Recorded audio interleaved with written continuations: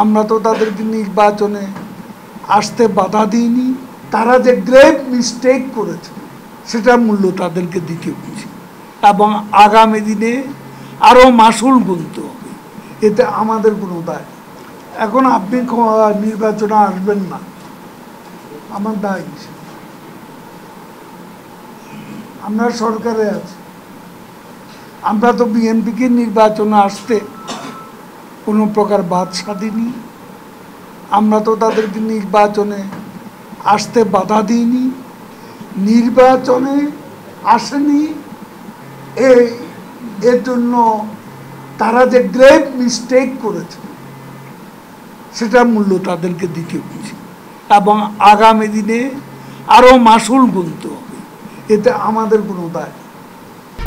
1, 2, 3 ঢাকায় জমি জিতে নিন 100% ক্যাশব্যাক সহ 20 কোটি টাকার পুরস্কার। তারা আন্দোলন করবে, শরীরদের সাথে বসবে, সেখানে আমাদের কোনো বক্তব্য নেই। তারা যদি রাজনৈতিকভাবে এগুতে চায়